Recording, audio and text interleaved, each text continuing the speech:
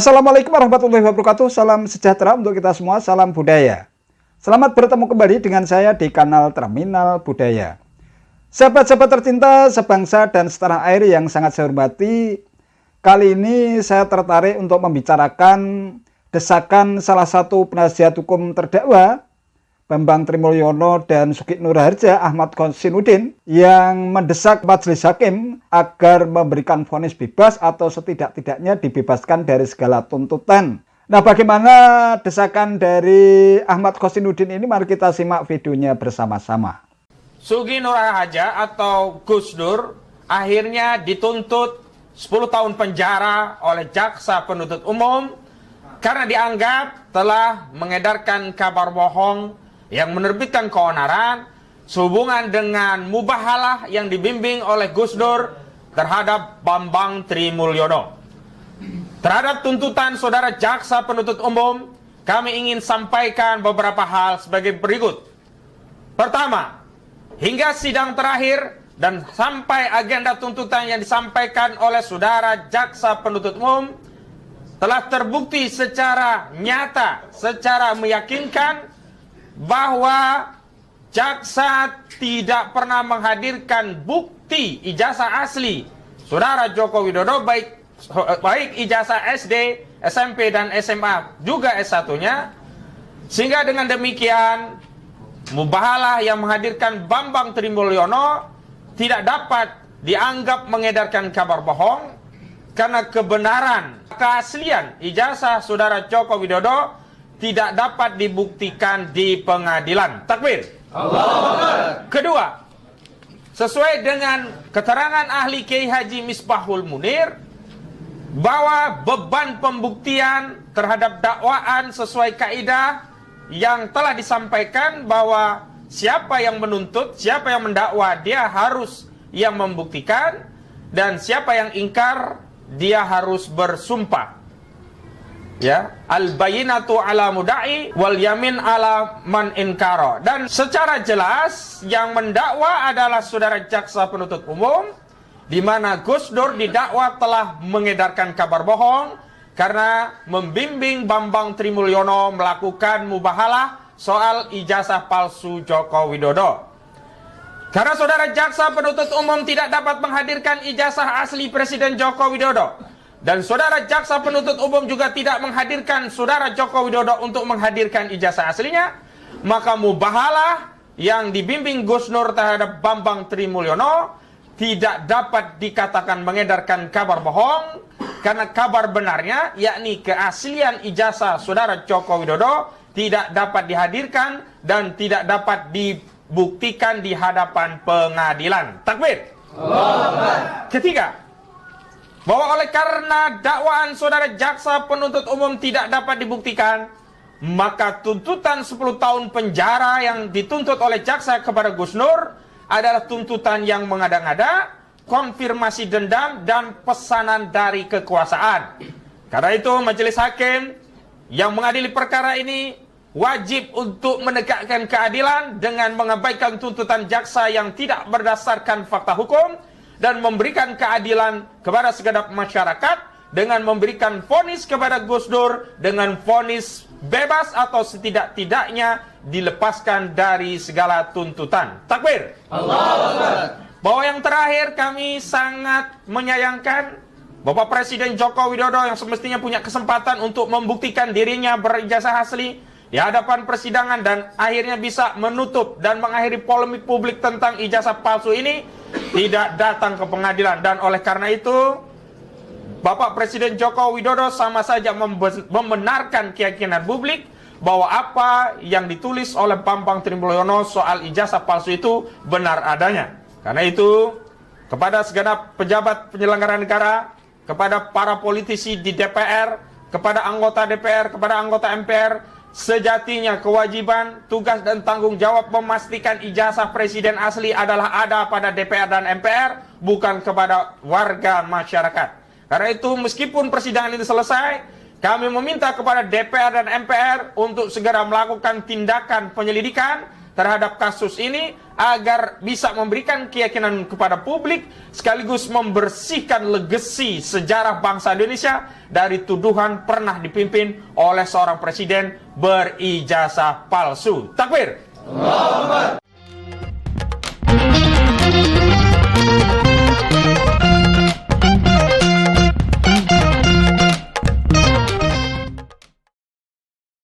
Ya, itulah Ahmad Khossinuddin, salah satu penasihat hukum terdakwa Sugih Nur dan Bambang Tri dalam kasus penodaan agama dan ujaran kebencian yang digelar di Pengadilan Negeri Surakarta. Dengan didampingi sejumlah orang yang disebut-sebut sebagai ulama, mereka berteriak-teriak meminta agar Sugih Nur dibebaskan.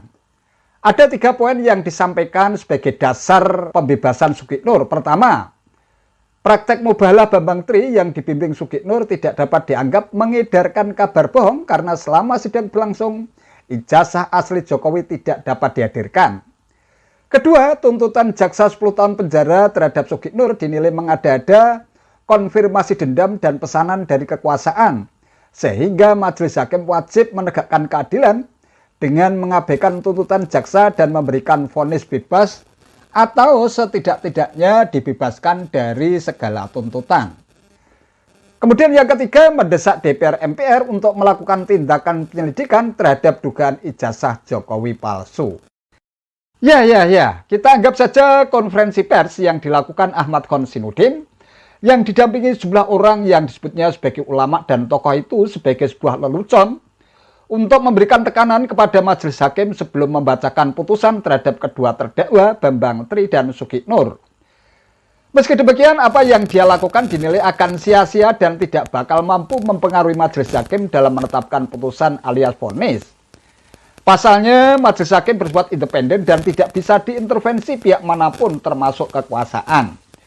Putusan hakim semata-mata didasarkan atas bukti dan keterangan saksi, baik saksi fakta maupun saksi ahli yang terungkap di persidangan.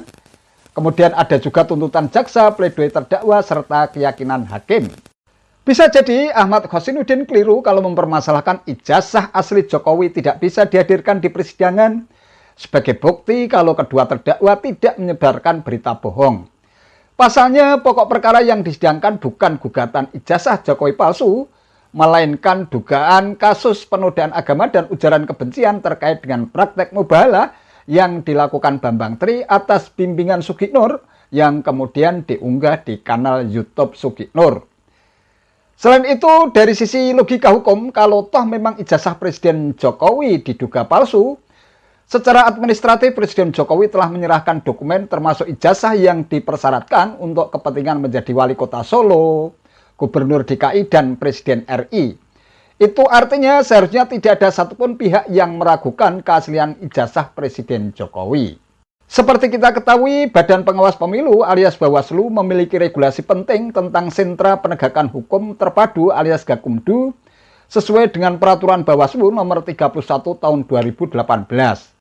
Dalam pasal 2 secara eksplisit menyatakan bahwa sentra penegakan hukum terpadu selanjutnya disebut Gakumdu adalah pusat aktivitas penegakan hukum tindak pidana pemilu yang terdiri dari unsur Badan Pengawas Pemilihan Umum, Badan Pengawas Pemilihan Umum Provinsi, dan garis miring atau Badan Pengawas Pemilihan Umum Kabupaten Kota, Kepolisian Negara Republik Indonesia, Kepolisian Daerah, dan garis miring atau Kepolisian Resor, dan Kejaksaan Agung Republik Indonesia, Kejaksaan Tinggi, dan garis miring atau Kejaksaan Negeri.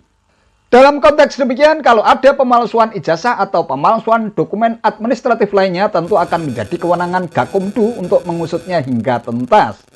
Tentu kita masih ingat dengan kasus pemalsuan ijazah dari kader Partai Demokrat JR Saragih pada Maret 2018 yang silam. Seperti dilansir Occasion.com 22 Maret 2018, JR Saragih telah ditetapkan sebagai tersangka dalam kasus dugaan penggunaan dokumen palsu dalam berkas pencalonan pada pemilihan gubernur dan wakil gubernur Sumatera Utara tahun 2018. Dokumen palsu yang diduga digunakan itu adalah fotokopi ijazah SMA terlegalisir milik JR Saragih. Akibatnya pencalonan JR Saragih sebagai calon gubernur Sumatera Utara menjadi terhambat. Ini kan Gakumdu Sumatera Utara itu kan sudah menetapkan dia sebagai tersangka dan ancamannya itu cukup tinggi di atas 5 tahun. Kata Sekretaris Majelis Tinggi Partai Demokrat Amir Samsudin. Diketahui perbuatan yang disangkakan kepada JR Saraghe tersebut melanggar ketentuan pada pasal 184 Undang-Undang Nomor 10 Tahun 2016 tentang penggunaan dokumen palsu pada pencalonan pilkada. Atas sangkaan itu, JR Saraghe terancam penjara 6 tahun dan denda 72 juta rupiah. Kasus itu kini tengah disidik penyidik Sentra Penegakan Hukum Terpadu alias Gakumdu Polda Sumatera Utara.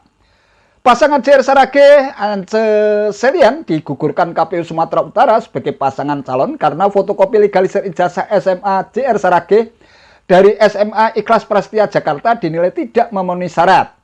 Keputusan itu kemudian digugat ke Bawaslu hingga akhirnya Bawaslu merekomendasikan untuk memberikan kesempatan JR melegalisir ulang ijazahnya. Namun dalam perjalanannya ijazah SMA yang sempat dipamerkan JR kepada awak media itu hilang. Sehingga ia menggunakan surat keterangan pengganti ijazah alias SKPI untuk memenuhi rekomendasi Bawaslu tersebut. Dalam perjalanannya kemudian KPU Sumatera Utara kembali menggugurkan pasangan Jopinus Rampli alias JR Saraghe Ance Selian dari pencalonan gubernur dan wakil gubernur Sumatera Utara pada Pilkada serentak 2018. Pasangan yang didukung Partai Demokrat, PKB, dan PKPI itu kembali gugur setelah berkas pendaftaran susulan yang mereka ajukan sesuai dengan pelaksanaan putusan Bawaslu Sumatera Utara nomor 01-PS-BWSL.02.00/Romawi 2/2018 tetap dinyatakan tidak memenuhi syarat alias TMS oleh KPU Sumatera Utara. Nah, kalau kita menggunakan kasus JR Saraghe sebagai jurisprudensi di mana hal itu juga sempat disinggung penasihat hukum ketika memberikan pembelaan terhadap terdakwa Bambang Tri dan Sugi Nur di persidangan. Teriakan Bambang Tri terkait dugaan ijazah Jokowi palsu selama ini hingga membuat banyak orang terhipnotis. Bahkan mereka yang konon memiliki gelar profesor sekalipun bisa sangat percaya atas pernyataan Bambang Tri, jelas sangat naif dan sulit dipercaya kebenarannya. Pasalnya, untuk menjadi pejabat publik seperti yang dialami JR Saraghe misalnya, untuk mendaftarkan diri sebagai calon gubernur Sumatera Utara pada Pilkada 2018 pun harus melalui seleksi yang sangat ketat, hingga akhirnya harus tersandung masalah hukum atas tindakan pemalsuan dokumen ijazah yang dilakukannya. Sementara itu, Presiden Jokowi sudah menjadi pejabat publik, menjadi wali kota Surakarta ke-16 tahun 2005 hingga 2012, Gubernur DKI Jakarta ke-14 tahun 2012 hingga 2014, Presiden Indonesia ke-7 2 periode 2014 hingga 2019 serta 2019 hingga 2024. Kalau proses penelitian dokumen terkait dengan persyaratan menjadi pimpinan daerah dan presiden begitu ketat, alih-alih menjadi gubernur DKI atau presiden, seorang Jokowi sudah pasti ditolak sejak mendaftarkan diri sebagai calon wali kota Solo. Nah, kalau demi membela terdakwa Sugi Nur dan Bambang Tri, Ahmad Kossinuddin lantas terkesan menekan majelis hakim untuk memvonis bebas, dan jika hal itu tidak berhasil, lantas meminta DPR MPR turun tangan untuk menyelidiki dugaan ijazah palsu Presiden Jokowi. Lantas legasi macam apa yang bisa disumbangsihkan buat negeri ini kalau seorang presiden yang secara hukum sudah dinyatakan sah sesuai ketentuan hukum yang berlaku masih digoyang sana-sini, dituntut untuk mundur, bahkan mau menggerakkan massa untuk memakzulkannya. Wallahu a'lam bishawab. Demikian yang bisa saya sampaikan. Terima kasih atas perhatian sahabat-sahabat tercinta sebangsa dan setanah air yang sangat saya hormati. Sampai bertemu kembali pada konten saya berikutnya. Wallahul muwaffiq ila aqwamit thoriq. Wassalamualaikum warahmatullahi wabarakatuh.